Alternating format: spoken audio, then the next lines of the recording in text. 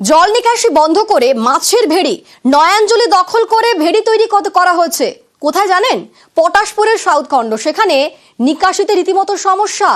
নয়াঞ্জলি দখল করায় নিকাশি সমস্যা বেড়েছে। আমাদের সঙ্গে রয়েছেন প্রতিনিধি পঙ্কজ। পঙ্কজ, নয়াঞ্জলি দখল তো অবৈধ, তাহলে কিভাবে হচ্ছে সেই দখল করা? দেখো, একেবারে অবৈধ কাজ। যেখানে দিনের পর দিন কিন্তু যেখানে ফিশারি ম্যান যারা মাছ চাষ করছে এবং যারা অবৈধভাবে নির্মাণ করছে, কংক্রিটের নির্মাণ, তারাই কিন্তু দখল করছে। তবে স্থানীয় কৃষকেরা এবং এলাকার বাসিন্দারা তারা দীর্ঘদিনের দাবি তার প্রশাসনকে জানিয়ে আসছেন, বারবার কোনো সুরাহা হচ্ছে না। এই পটাশপুর 2 নম্বর ব্লকের সাউথখণ্ড গ্রাম পঞ্চায়েতের এই নেতাজি মোড় থেকে উত্তর চৌমুখ পর্যন্ত প্রায় 12 কিলোমিটার এই পিচ রাস্তা রয়েছে গ্রামের সড়কের জন্য। তার দুদিকেই কিন্তু এই নয়াঞ্জলি রয়েছে, সেগুলো দখল করে জল বন্ধ করে কেউ মাছের ভেড়ি, মাছের চাষ করছে, আবার কেউ কংক্রিটের নির্মাণ করছে।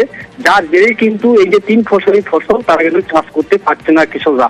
তাদের দাবি যে প্রশাসন যেন এটা সুরাহা করে, এটা নিয়ে তারা কিন্তু বারবার দ্বারস্থ হয়েছে প্রশাসনের কাছে, কিন্তু কোনো সুরাহা হয়নি। তাই তারা এমনটাই দাবি জানিয়েছেন এলাকার কৃষক সহ গ্রামবাসীরা। অনিন্দিতা, বেশ, ধন্যবাদ পঙ্কজ।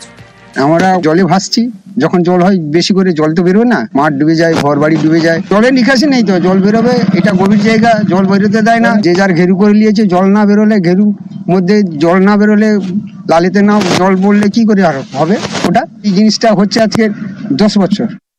ওই জায়গাটি হচ্ছে ইরিগেশন ডিপার্টমেন্টের জায়গা আর কি। সরকার ওই সময় জায়গাগুলো সব অ্যাকোয়ার করেছি, কিন্তু সরকার কোথাও ডিমার্কেশন চেঞ্জ করেনি বলে বা রেকর্ড সংশোধন করেনি বলে পুরনো মালিকের কাছ থেকে, যাদের কাছ থেকে সরকার কিনেছে, তাদের নামে রেকর্ডটা থেকে গেছে। অবৈধভাবে অসাধু ব্যবসায়ীদের হাত ধরে আর কি এইসব জায়গাগুলো বিক্রি করে তারা এইসব জোরজবস্তি করছে। আমরা গ্রাম পঞ্চায়েত থেকে বহু জায়গায় বাধা দিয়েছি, আমরা বিডিওকেও জানিয়েছি, বিএলআরওকেও জানিয়েছি।